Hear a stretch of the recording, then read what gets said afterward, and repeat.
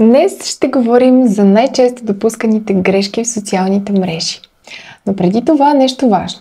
Преди да мислиш за съдържание, трябва да си наясно кой е твоят dream buyer. Когато знаеш кой е той, идва следващата стъпка. А именно в коя платформа прекарва той времето си. Защото всяка платформа има свои собствени правила. YouTube е домът на дългото съдържание. TikTok е за бързи, кратки клипове. Instagram комбинира визуално съдържание и кратки видеа. LinkedIn работи най-добре за професионална аудитория. И когато избереш платформа, трябва да играеш по нейните правила. Това е все едно да си стиснете ръцете. Ти даваш съдържанието, което задържа хората, а платформата ти дава шанс да стигнеш до още. Много често чувам: алгоритъмът не ме харесва. Алгоритъмът не е твой враг. Той е просто система.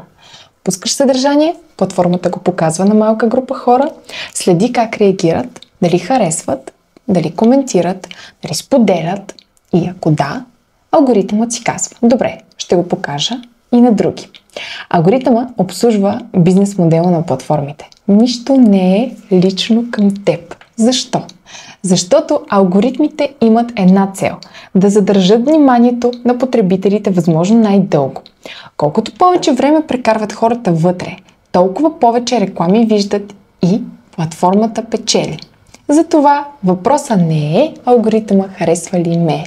Истинският въпрос е съдържанието ми достатъчно добро ли е, за да задържа вниманието. И тук идват най-честите грешки, които бизнесите допускат.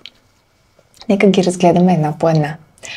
Като първа грешка мога да сложа, че всички смятат, че кукичката е всичко. Много хора вярват, че ако направят най-добрата кукичка, вече са спечелили. Да, хукът е важен, отваря вратата, но ако след това съдържанието е празно, зрителя просто си тръгва. Алгоритъмът вижда това и казва: не, това не задържа вниманието. И спира да го показва.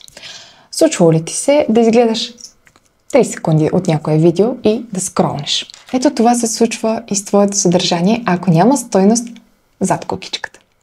Кукичката привлича, но стойността задържа. Втората грешка е още от първия пост или видео започваш с купи. Само че хората още не те познават. Няма доверие. Купи е послание за по-късно, когато вече си дал стойност. Показал си кой си и че разбираш клиента. Друг проблем.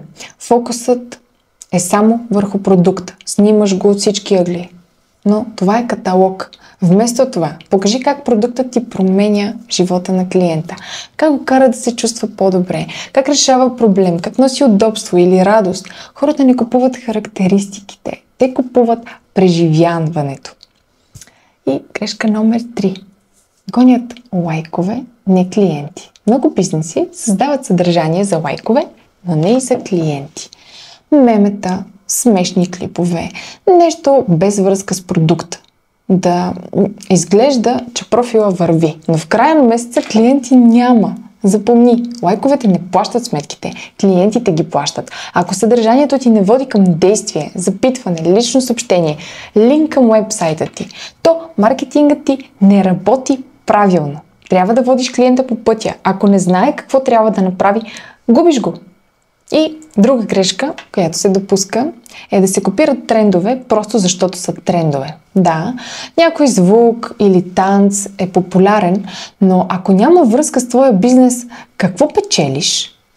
Гледания, но не и клиенти. Трендовете са инструмент. Ако можеш да ги завъртиш към своето послание, чудесно. Ако не, по-добре ги пропусни. Последна грешка, номер 5 е: очакват се резултати от 2 поста. Това е класика. Качват 2-3 поста и след това казват: социалните мрежи не работят. Маркетинга е процес. Трябва време и постоянство. Кока-кола, за които говорихме, са бранд от повече от 100 години, но не са спряли след първата реклама. Всяка година нови идеи и винаги има последователност. Ако спреш след 3-я пост, значи си се отказал преди да започнеш. И като заключение, алгоритъма не е твой враг. Той просто гледа дали съдържанието ти задържа вниманието. Кажи ми в коментар, коя от тези грешки, за които говорих, си правил и какво ще промениш още следващия път. Абонирай се за канала ми, защото тук ще получаваш още практични съвети за твоя бизнес. Съвети, които можеш да приложиш веднага.